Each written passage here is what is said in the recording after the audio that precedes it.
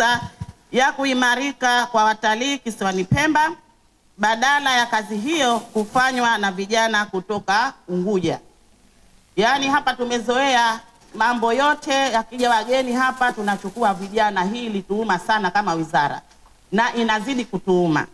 Na sasa kama wizara tumeamua kulifanya hili suala kupitia watoto wetu tuliowazaa kisiwani Pemba, tunaoishi kisiwani Pemba. Hatutaki tena kuja watalii hapa kutoka nchi mbalimbali tuagizishie watembeza wageni kutoka Unguja. Hilo jambo hatutaki.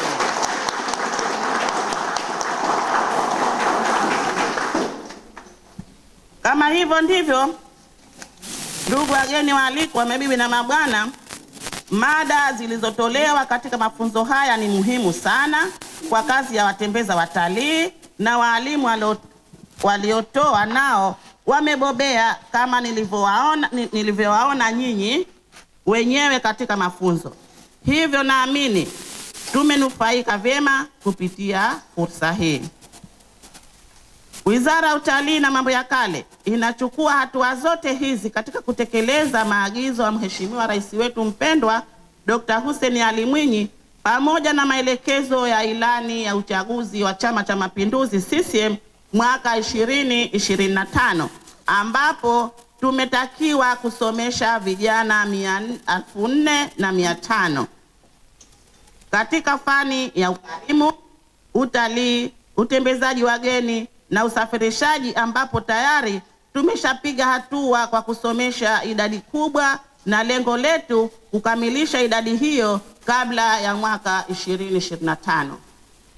Kwa maana hiyo, ukarimu tunajua, hususan sisi vijana wa Pemba tunasifiwa sana kwa ukarimu.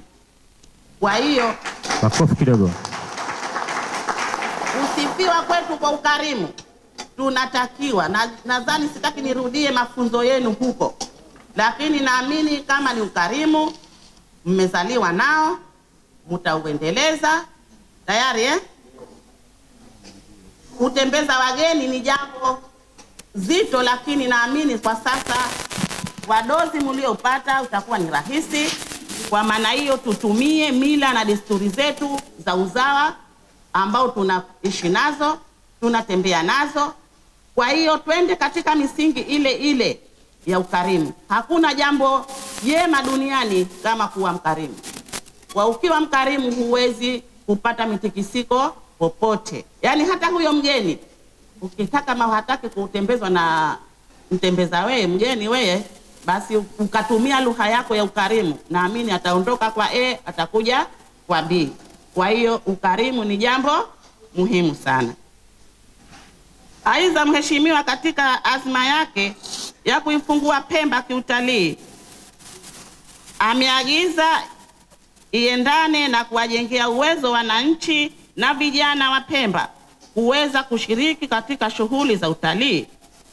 Hivyo nyinyi mnakuwa mfano wa kufikia azma hiyo kwa vitendo.